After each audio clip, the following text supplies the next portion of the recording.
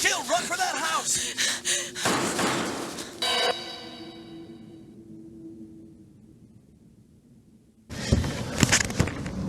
Resident Evil is a 1996 horror video game produced by Capcom. It follows the events of the star's Alpha team, uncovering what's gone on in some big spooky house. A bit like this one. To understand why the tone and feel of that first hour of the game was so great, it's worth looking at a brief history of how it came to be, as some of those early choices made around the game's development influenced it massively. The game started life in 1993 as a kind of remake of the NES game Sweet Home, also released by Capcom. To helm the project, there was one obvious choice within their ranks.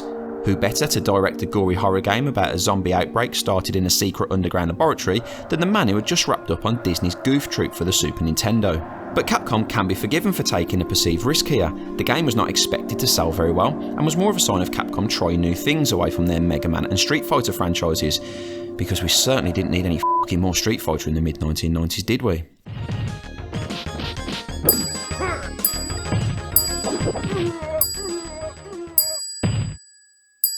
You lose.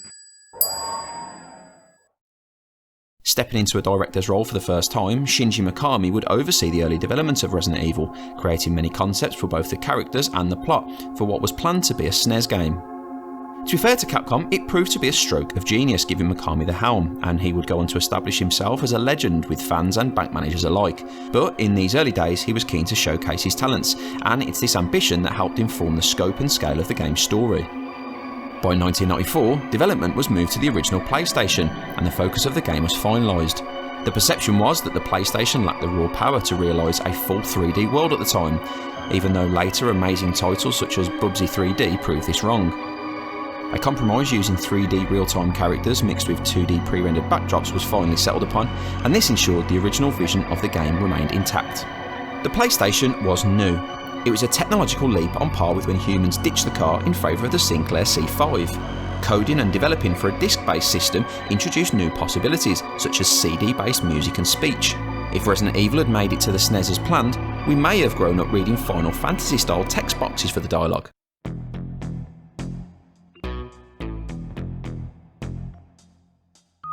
Instead, we got to listen to Chris, Jill, Barry and the like delivering beautifully written dialogue with seductively long pauses. I don't know what happened. Barry! Where's Barry? Well, I'm sorry, but he's probably...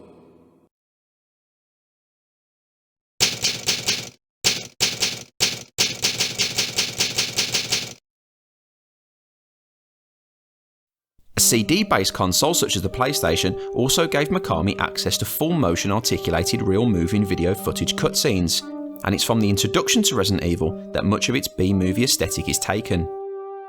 Western-looking actors were used to fit with the Midwestern American setting, but the filming actually took place in Japan, so the team looked for actors actually living there, which limited the pool of available talent. Essentially, roles went to people based on who was available at the time, which is always a nice way to feel special about your acting career. What further added to the 1970s B-movie vibe was that after filming, the dialogue was then redubbed by different actors to match the voices that would appear throughout the game. Hey mate, I don't go for fucking hell mate.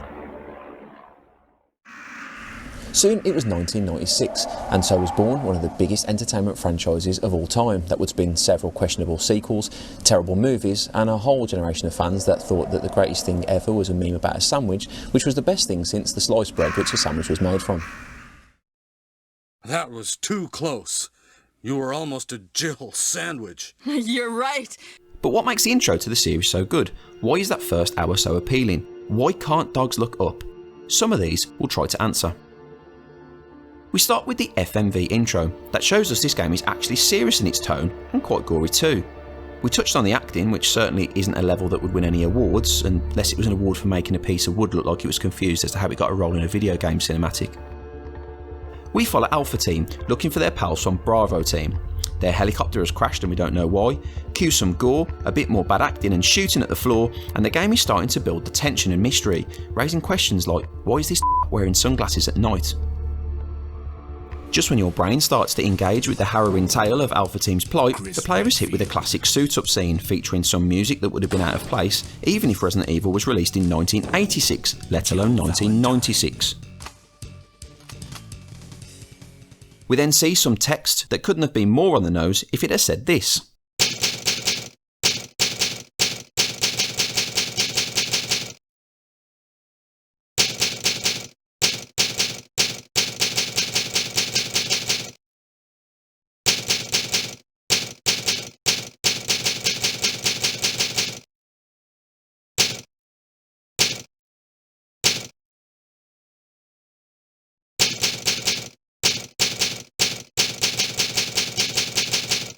Then the game properly welcomes you inside the Spencer mansion, with an in-game section that sets the scene and what's going on. Some janky dialogue, a few weird pauses and a bit of overdramatic hand-waving, and we're into the game proper. With a modern trend of games telling you everything about the controls, gameplay and story in small, easy to understand tutorial chunks, it's easy to forget how 1990s games introduced players into their worlds. While now a game can be downloaded and played without leaving the house, 1990s you would have had to put on some trousers, get a bus and walk into a shop managed by a teenager with long hair. Handing over £30 or £40 of your Christmas or birthday money would then get you the chance to partake in a pastime that sadly died about 15 years ago: reading the manual on the way home. The said manual for Resident Evil is 24 pages long. Admittedly, one page is the cover, one page is a title page telling you the manual for the game you purchased in England is written in English, one page is a health warning, one page is a contents, one page is for warranty info, one page is for customer service contact telephone numbers, 3 pages are blank for you to write your own notes, and the final is just a picture of a zombie. Okay, so the actual 14 pages of content guide you through playing the game. A breakdown of the STARS Alpha and Bravo teams, their mission and their character bios, how to save using a typewriter, and even using the item box are all covered. The manual told you exactly what to do, and if you didn't read it, or like me couldn't be bothered, that's fine, you just had to figure out everything as you went along. If the game was made today, it would probably feature a boring section before the game actually starts in some sort of training centre, or it would just drop you in some safe area in the mansion to learn the controls. If you selected to play as either Jill or Chris, you'll then take control of either Jill or Chris. Mission 1 is to walk around this table, and then in an easier mission 2, you'll have to look at this clock. Soon you'll be treated to a heartwarming scene where 2 specially trained police special tactics officers who have been sent on a special rescue mission to rescue their special missing colleagues are seemingly confused as to what blood is. What? What is this? What is it? Leaving Barry to examine whatever that is, you'll then be in a hallway which contains one of the most iconic moments from the PlayStation 1, and also the strangest placement of chairs at the end of a dead-end corridor that you're ever likely to see.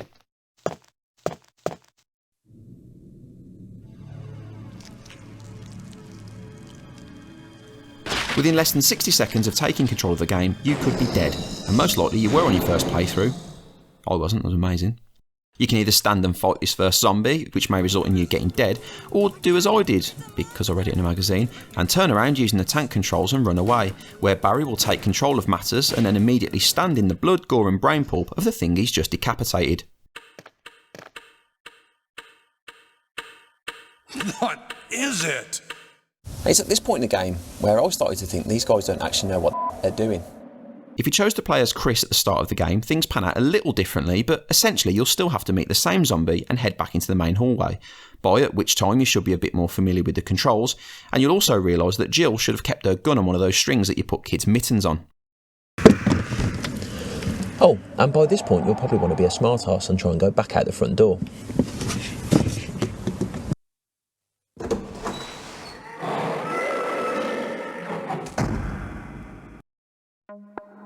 By now, we're less than 10 minutes into the game, and already we know the house is f***ed up, there are zombies knocking around, some dogs have gone a bit wrong out the front, and your team is lost inside the house. But you don't know what exactly is happening. There isn't a pre-game text crawl to establish what's happening or who all the bad guys are. There isn't a built-in codex of every creature you might encounter and their backstory and their weakness and their favourite ice cream flavour. You find out what's happening through exploring the world.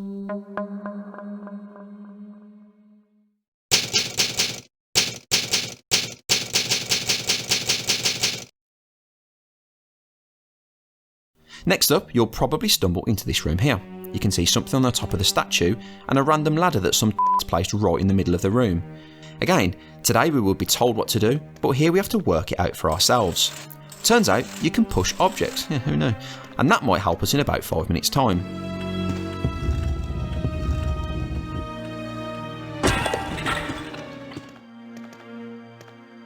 You can also climb up them, so let's have a little look at that thing in that statue again.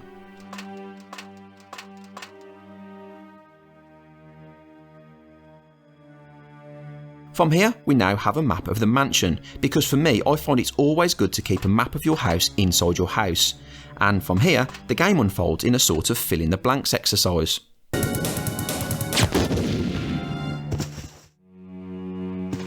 In each room you uncover, you might find a handy note that gives more insight into what's happening in the house.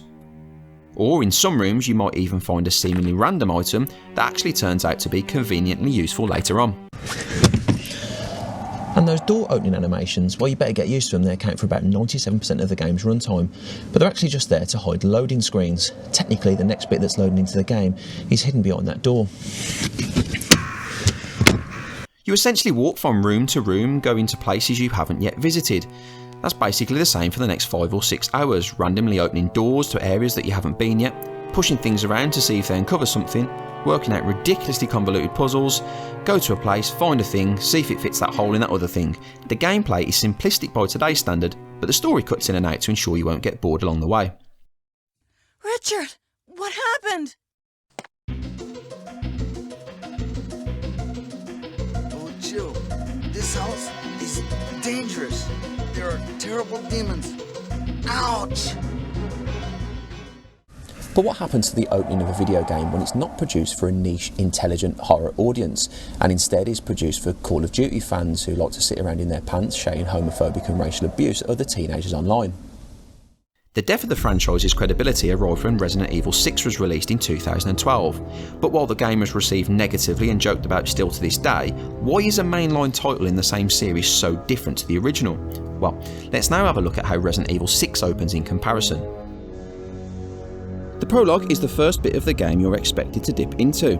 We first have some dramatic music and a mini jump scare to kick you off, then, all within the space of 10 minutes, we're shot at by a helicopter, drag a woman over some concrete, do nothing but push forward on the control stick, fall off some pallets, open a door with a quick time event, fail to check if a car door is unlocked and smash the window anyway, mix some herbs, shoot a man in the head, waggle an analog stick, stabbing through their head, covering yourself in infected blood, shoot some zombies, dodge a falling airplane, run away from some fire, jump onto a helicopter, kick a zombie off a helicopter, shoot a zombie out of the helicopter, crash the helicopter into a train, crash the helicopter into a window, crash the helicopter into a sign, dodge the falling helicopter, and use a line of Hollywood cliché dialogue that would make Arnie proud. Back for more. All of this in the first 10 minutes, and without really pushing any buttons. To be fair to Resident Evil 6, this is just the prologue, and the actual first part of the campaign is a little bit of a low-key affair, where you shoot the president. I just shot the president. Yeah, I just said that. Then you follow a lady's orders and walk around in the dark. Meet this man and follow him around in the dark. Then he meets his daughter, and you follow them both around in the dark. With a reported budget north of $100 million, Resident Evil 6 was created to be a blockbuster title to sell at least 5 million copies. It was expected to piggyback on the success of the movies, which were themselves a huge departure from the survival horror origins of the series. Capcom wanted a bigger audience to buy into the games, so they would in turn buy all the games. What it actually did was make Capcom realise that the fans they worked hard to delight for so many years were leaving, and to continue along the horror action path would mean that every title would have to be a $100 million blockbuster, and the risks were simply too high. While Call of Duty was averaging around 25 to 30 million copies sold, Resident Evil 6 couldn't compete, and realistically would never be able to win over a big enough audience for a large business such as Capcom to keep throwing money at it without results. So, when they planned and developed Resident Evil Biohazard, Resident Evil 7, Resident Evil 7 Biohazard, Resident Evil 7. When they planned and developed Resident Evil 7, they looked back at a familiar reference point, and how better to reboot a series than taking it back to a big old creepy mansion in the middle of nowhere, throw in some weird things, genuine gore and some random items and puzzles, and you arrive back at a game that's made for a horror audience, just like its PlayStation predecessor. Do I have your attention, boy? You're about to see some wonderful... Oh, fuck! The intro to a game is the first chance that a developer has to draw you into its world, but these days, by the time you get to the start of a game, you'll have already seen trailers, gameplay, played the demo, watched a walkthrough 3 days before release from a YouTuber. Basically, everything will be second hand to you. You'll most likely know exactly how to play the game, and exactly what's going to happen. The thing that made Resident Evil so special is that when it was released, so much of the way games are spoiled for us today simply didn't exist. A few screenshots in a magazine could never do the game justice and would never take away from your initial enjoyment. But even now, after playing Resident Evil more times than the Milkmans played your mum, it's still a great experience and one that modern games can't compete with. Add in design choices that were made to get around problems, a clunky control scheme that ramps up the tension, and the game that's actually trying to be scary rather than pander to a mass audience. And what you're left with is one of the greatest opening hours of a video game ever.